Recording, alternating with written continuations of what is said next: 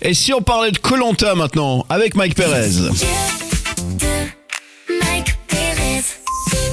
Très bonne matinée, merci d'être là jusqu'à 9h. Ça se passe bien chaque mardi à cette heure-ci. On parle de Koh-Lanta avec le spécialiste en la matière, c'est Mike Perez qui loupe pas une seule seconde de ses épisodes chaque semaine. Alors je peux t'assurer qu'en plus pendant la période des vacances, j'avais un peu plus de temps, donc j'ai regardé en boucle. J'ai regardé ça, pas en boucle, mais en long, en large et en travers. J'ai regardé ça très très attentivement et l'épisode de la semaine dernière valait le détour. Les aventures de Koh-Lanta dans le Morak Show. Alors cet épisode de la semaine dernière, il valait le détour, tu nous le disais il y a quelques instants, explique-nous pourquoi.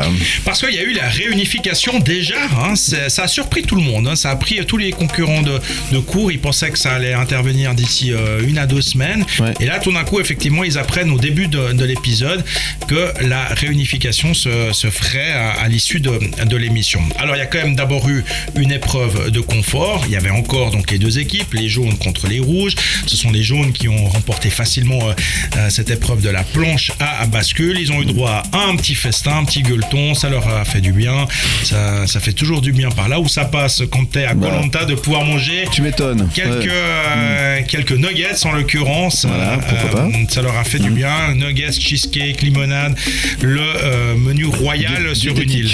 Oui, ils disaient tous même le gras c'est la vie, mais quand effectivement t'as fait Koh-Lanta puis que t'es déjà depuis quelques jours dans cette situation-là, un peu de gras fait pas de mal. J'imagine. Voilà. Bon. Et donc suite à ça, il a fallu désigner les ambassadeurs, puisqu'avant la réunification, tu as donc l'épreuve des ambassadeurs, où tu dois te mettre d'accord pour éliminer un concurrent, peu importe de quelle équipe. Si tu n'arrives pas à te mettre d'accord, tu procèdes à un tirage au sort, la fameuse boule noire était éliminée. Et là, la particularité de cette année, c'est qu'il n'y avait pas 2 ambassadeurs comme d'habitude de chaque équipe, mais 4 ambassadeurs, 2 dans chaque équipe. Et il se trouve que Jade a fait partie de ces ambassadeurs. Jade et Ulrich étaient les ambassadeurs de l'équipe jaune. Donc ils ont été envoyés en mission pour essayer d'éliminer quelqu'un. Côté rouge, c'était Johan et Zakaria. Et en fait, alors évidemment, la mise en scène, le montage de l'émission te fait croire qu'il va y avoir des rebondissements, qu'ils vont aller à la boule noire et tout. Et en fait, rien du tout, apparemment, puisque ça tu le vois après coup seulement. Très vite, les 4 ambassadeurs se sont mis d'accord pour éliminer un concurrent, en l'occurrence Jonathan. Jonathan qui, si tu étais attentif la semaine dernière, faisait partie des jaunes, avait été éliminé par sa tribu. Il est allé chez les rouges. Mais avait tiré la poterie, avait cassé la poterie avec le switch. Donc effectivement, il a basculé chez les rouges. C'est un joueur, il a fait le pari. Exactement. Et lui, il pensait infiltrer les rouges et puis pouvoir ensuite aller donner des infos aux jaunes en mode taupe. Sauf que les jaunes se sont un peu méfiés, les rouges complètement. Donc très vite, il était dans le collimateur. D'ailleurs, Jonathan, qui est passé de l'équipe jaune à rouge, je me suis demandé à un moment donné s'il allait changer de nom et s'appelait Rougeatan, puisqu'il s'appelait Jonathan. Pas mal. Attends. Voilà. Coin. Ça a beaucoup fait rire ma fille quand je lui ai fait la blague. Ça me fait rire aussi. La preuve. Résultat des courses, parce qu'on va avancer. Jonathan a été désigné par les 4, éliminé. Merci, au revoir. Donc il est loin. Il a tenté un pari l'épisode précédent. Ça n'a pas marché. Et là maintenant, donc il n'y a plus d'équipe. C'est chacun pour soi. Maintenant, il n'y a plus qu'une seule tribu blanche, blanche désormais. Et maintenant, c'est le concours chacun pour soi. Mais voilà, il y a quand même toujours un peu les anciens rouges, les anciens jaunes. Il y a les filles qui essayent de faire un peu bloc aussi. Ça va être intéressant de voir comment ça va se passer au cours de ces prochaines semaines. Mais à partir de maintenant, donc, ce sont des épreuves individuelles, plus des épreuves en équipe. Et le but, c'est de gagner l'épreuve individuelle pour avoir l'immunité. Et puis d'éviter de se faire effectivement désigner par l'ensemble des autres concurrents et de rester dans la course. Intéressant, c'est du stratège maintenant à partir de maintenant. Complètement maintenant. Complètement. Tout à fait.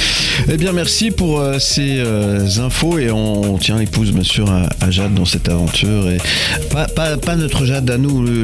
Toujours pas elle. Elle n'a toujours pas décidé à y aller. La singe de Litry. Comme ça qu'on les appelle, les habitants de Litry, effectivement. Les aventures de Koh-Lanta dans le Morak Show. Bienvenue dans le Morak Show.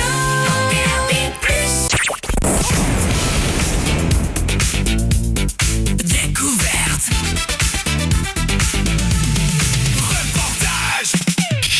Très bonne matinée, merci d'être avec nous. On va parler sport automobile ce matin. C'est très à la mode, mon cher Mike, en ce moment, le sport automobile.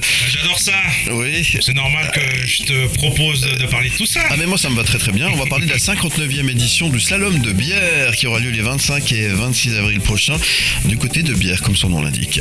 Et Nicolas Genoux, son président du comité d'organisation, est avec nous. Salut Bonjour, Nicolas. Bonjour à vous deux, merci Bienvenue. pour l'invitation. Avec plaisir. Slalom de Bière, 59e édition, c'est une institution.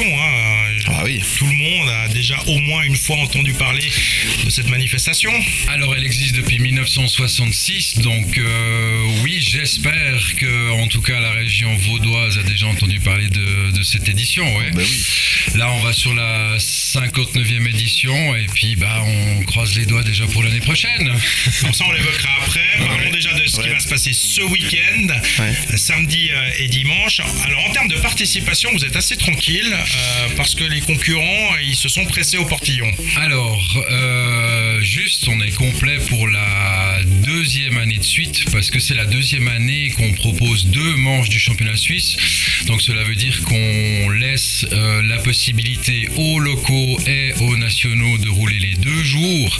Donc on voit quand même qu'il y a beaucoup d'animation et qu'il y a quand même beaucoup de pilotes qui sont intéressés quand même pour venir rouler les 2 jours. C'est marrant quand même cet engouement qu'il y a pour venir. Alors en ce qui concerne notamment les pilotes locaux, on va préciser ce que ça veut dire. Oui. Un pilote local, Ouais. c'est monsieur, madame, tout le monde C'est monsieur et madame qui peut tout le venir avec monde. sa voiture de tous les jours, Exact. s'amuser, parce que c'est Exact. vraiment le terme, s'amuser sur un parcours sécurisé. Exactement. C'est une voiture simplement immatriculée avec des plaques et puis un permis de conduire. Et puis automatiquement, la personne elle a le droit de participer, là en tout cas pour le samedi ou pour le dimanche. Voilà, j'ai l'occasion d'aller me défouler, parce que c'est aussi un peu ça, d'aller m'amuser, d'aller jouer avec ma voiture, parce que sur la route, évidemment, c'est pas conseillé, Ouais. mais là on peut y aller tranquillement. Alors là, on peut y aller tranquillement, à savoir que le parcours fait une distance de 3 km 800. Il y a environ 70 portes à passer. C'est totalement sécurisé. En cas d'accident, il y a de toute façon quelqu'un qui est là. Après, il est vrai que pour les pilotes locaux, au jour d'aujourd'hui, ça devient un petit peu plus compliqué parce que la priorité, c'est pour les pilotes qui ont plus d'expérience. Et puis, le championnat suisse est prioritaire sur les pilotes locaux.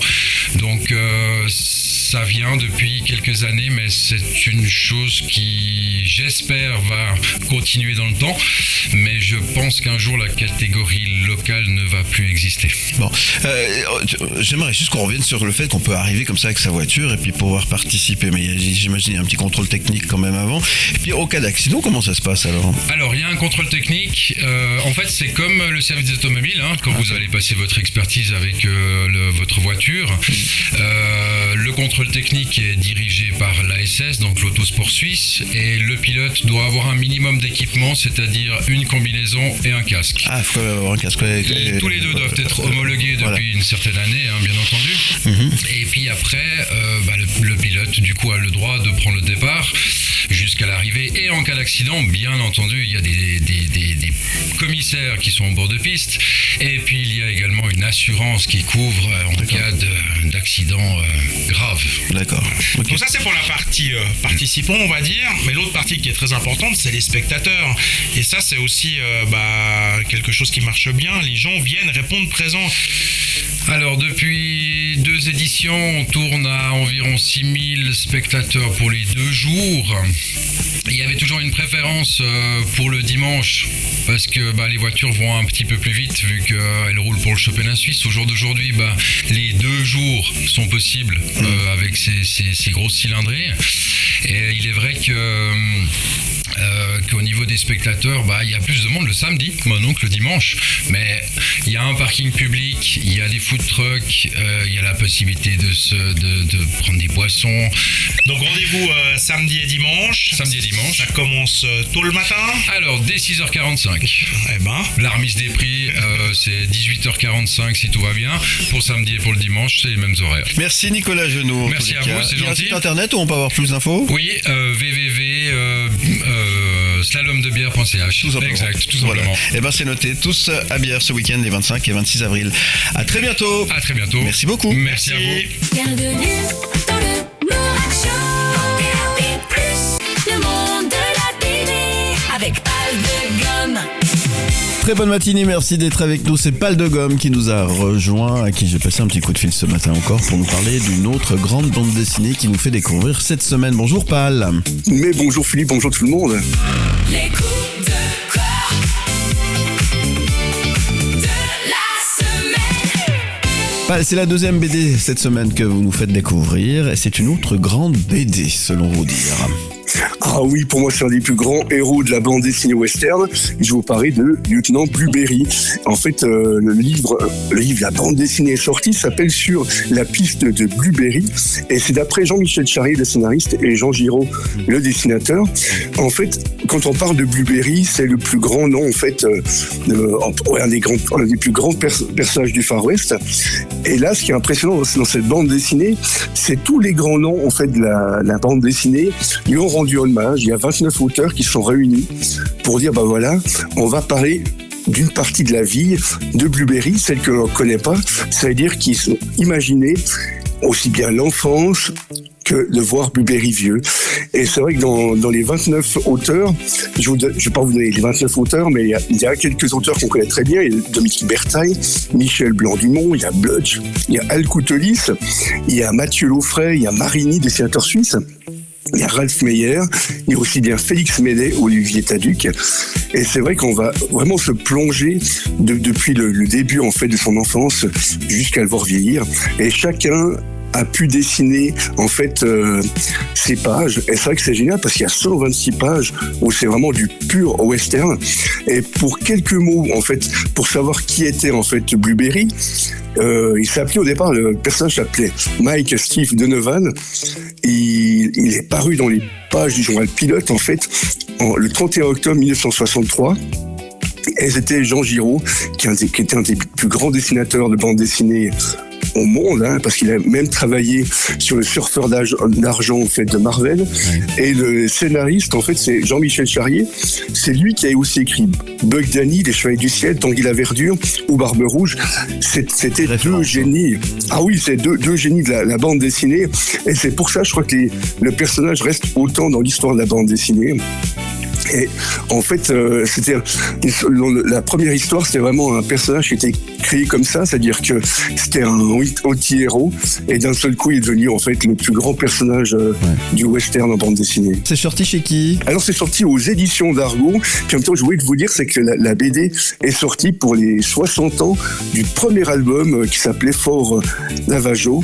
Et c'est vrai que c'est vraiment une bande dessinée que je vous recommande pour tous les fans de western et de belles bandes dessinées. C'est noté. Merci pour cette autre belle référence. Merci Pal de Gomme. On se retrouve très bientôt pour de nouvelles aventures. Avec plaisir. Allez, bonne semaine. Bye. Et merci. Au revoir Pal. Découvrez le monde de la télé avec Pal de Gomme, les sujets de Mike Pérez. Une boulangerie qui n'accepte plus l'argent liquide, c'est le sujet de ce matin, Mike Pérez. Cette boulangerie, elle est à Fribourg, en plein centre-ville. C'est son bar à croissant, en fait, c'est ainsi qu'elle l'appelle. Et depuis quelques temps déjà, elle n'accepte plus que les paiements par carte ou sans contact, donc il n'y a plus de cash. La chronique des Mike. Ça évite des fonds de caisse, ça évite des erreurs de caisse aussi, et c'est peut-être plus simple, ça va peut-être aussi plus rapidement. On va parler de cette boulangerie qui a décidé de ne plus prendre l'argent liquide. Ça fait partie des arguments du patron Gérald Saudan. Alors à Fribourg, les boulangeries Saudan, c'est une institution, ils ont plein de points de vente un peu partout dans le canton. Et puis c'est sur ce point de vente particulier qui est au centre-ville qu'ils ont décidé effectivement d'introduire cette mesure. Plus de cash, uniquement de l'argent d'argent virtuel, donc carte de crédit, paiement sans contact, téléphone, montre, tout ce que tu veux. Alors, le patron, il avance donc plusieurs arguments, notamment celui que tu dis, il n'y a plus de fonds de caisse, il n'y a plus d'erreurs de caisse, ou des choses comme ça. Hygiéniquement parlant aussi. Alors il n'y a plus le risque de se faire piquer la caisse. Ouais, aussi, c'est ça aussi, ouais. Parce que lui, il l'a dit, il y a une ancienne employée dans son entreprise qui a été condamnée pour avoir détourné un peu plus de 50 000 francs en un peu plus d'une année. C'est beaucoup. Donc c'est beaucoup d'argent. Il a fallu du temps pour s'en rendre compte. Donc ça aussi, c'est un risque qu'il ne veut plus prendre, qu'il ne veut plus assumer. Et puis l'hygiène, tu l'évoques, moins de manipulation d'argent, c'est aussi moins de risques à ce niveau-là. Et puis l'argument central surtout, c'est que ce point de vente particulier, il n'a pas été choisi au hasard. Il est donc en plein centre-ville.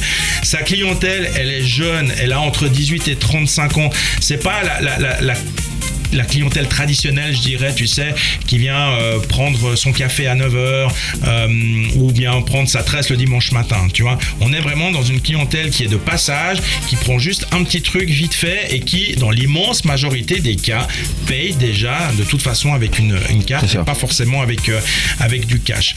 Alors forcément, cette décision, elle n'est pas passée inaperçue. La plupart l'ont plutôt bien accueillie puisque de toute façon, ils ne payaient pas en cash. Certains, c'est vrai, se sont dit, voilà quoi, on nous atteint un tout petit peu dans notre liberté de mouvement, mais voilà, c'est une minorité, donc je pense que le choix, il est certes risqué, il est assumé, mais il pourrait être payant sur la longueur. C'est vrai qu'on a voté il n'y a pas très longtemps sur le fait que le cash doit rester. On sait ce qu'il a voté, lui. Et le cash. Non, mais une chose n'a rien à voir avec l'autre, disons, mais c'est vrai que sur un point de vente tel que celui-là, effectivement, on peut comprendre cette volonté de dire, ok, je mise tout sur le no cash en l'occurrence. C'est ça. Parce que l'argent liquide, on le sait, il recule, il est toujours attaché, il est ancré dans l'esprit des gens, mais ça fait quand même qu'une minorité de gens qui vont peut-être aller voir ailleurs. Oui, puis c'est plus simple. Il assume ce risque-là et il faut le respecter et bravo à lui, chapeau à lui s'il a envie de tenter l'expérience. Il en tirera les conclusions au bout de quelques mois. C'est pas juste en 2-3 semaines que tu peux vraiment voir ce que ça donne. Il fera le point dans quelques temps. Ouais, si c'était dans un petit village perdu dans la campagne, peut-être que ça se discuterait un peu plus. Là, je trouve que c'est assez juste finalement et ça a du sens. Et puis pour toutes les raisons qui ont été évoquées en début de chronique, ça se comprend. Exactement. Bienvenue dans le Morag Show.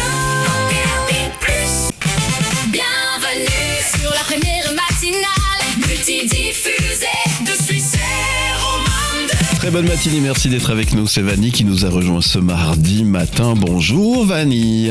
Bonjour Philippe, bonjour à tous. La chronique de Vanny. La chronique de Vanny. Alors Vanny, on parle de quoi ce matin ? On va parler du mois d'avril pour les vignerons. Qu'est-ce que tu en penses ? Ah ouais, ça c'est très bien. Et ça s'est bien passé hier, votre séjour en Valais, votre journée en Valais. Ah, c'était génial. C'était absolument génial. Et puis, c'était presque confidentiel, donc j'ai presque peur d'en parler trop en détail, mais c'était convivial et délicieux. Vous me raconterez ça hors antenne, alors il n'y a pas de souci. Alors, que font les vignerons au mois d'avril, alors ? Vous savez, quand on parle des vignerons, on parle toujours des vendanges, des bouteilles, des dégustations. Oui. Mais concrètement, au mois d'avril, qu'est-ce qu'ils vont faire, les vignerons ? Qu'est-ce qu'ils occupent leur journée à quoi ? En avril, c'est un mois clé pour la vigne. C'est le moment où tout redémarre, en fait, comme le printemps. Ouais. La vigne sort de l'hiver, les bourgeons commencent à apparaître. On appelle ça le débourrement. Et à partir de là, tout s'accélère. Et attention, parce que c'est aussi une période très sensible, parce que ces jeunes pousses sont extrêmement fragiles. Un coup de gel tardif et tout peut être compromis. Ouais, les fameuses seins de glace, on les redoute quand on est vigneron. C'est ça.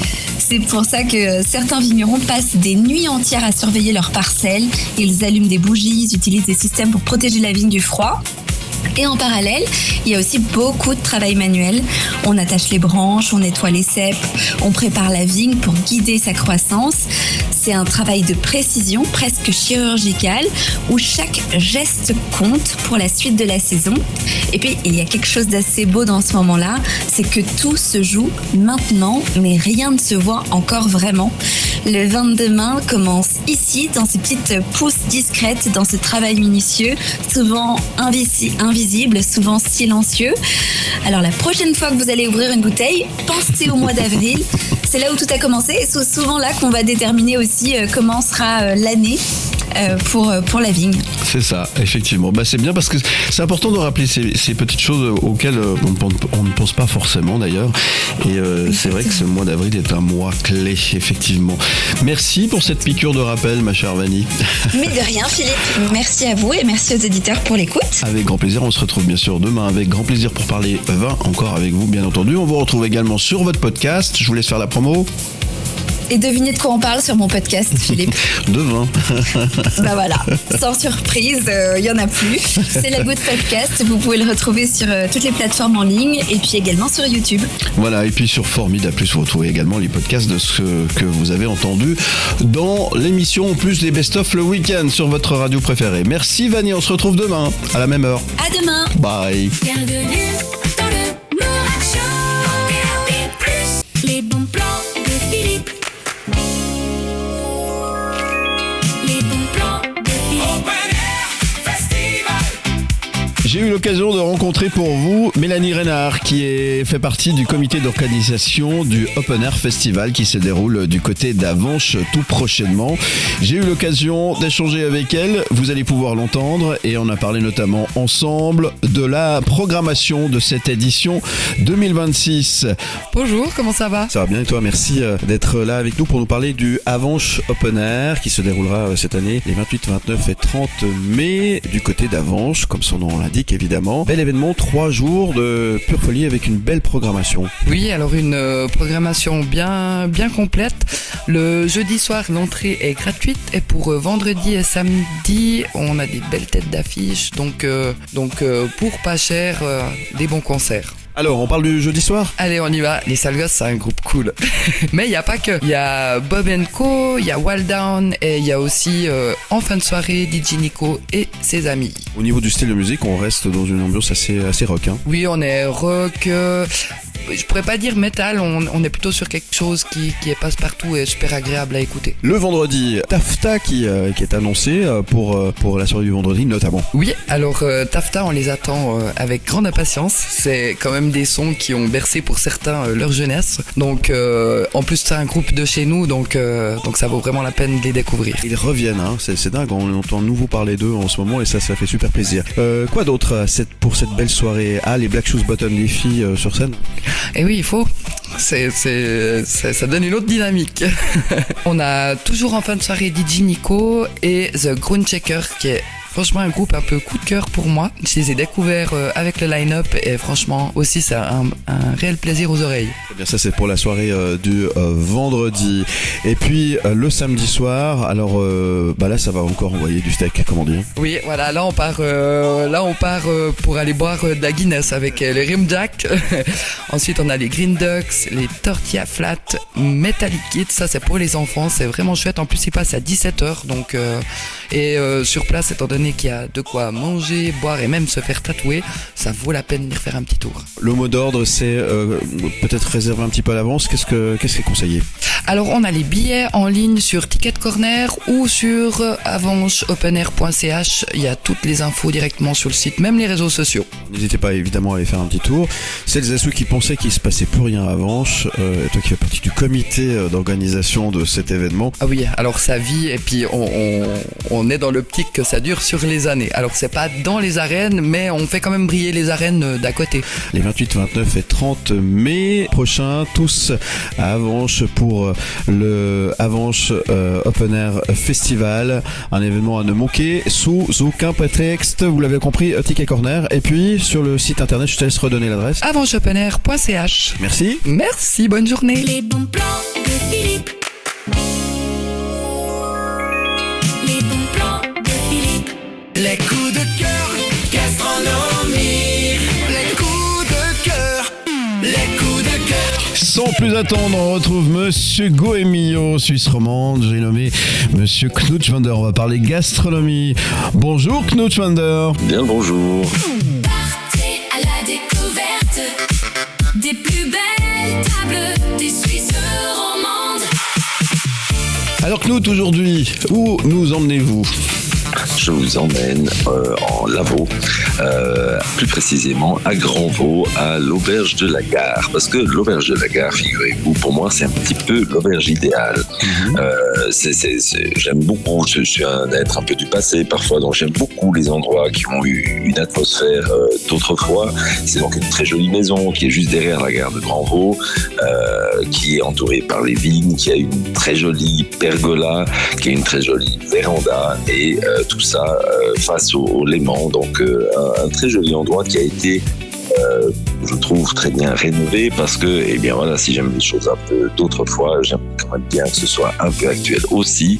Et là, on est dans une très jolie auberge sobre, charmante, tout ce qu'on peut attendre d'un bistrot comme on les aime. Et puis en plus, évidemment, ce qui ne gâche rien, c'est qu'on y mange bien. On y mange notamment de la peu-chose. Est-ce que vous savez ce que c'est que de la peu-chose? Mais pas du tout, mon cher Knut, justement. Oui, je vais vous l'apprendre. Il s'agit d'une soupe de poisson du lac du Léman.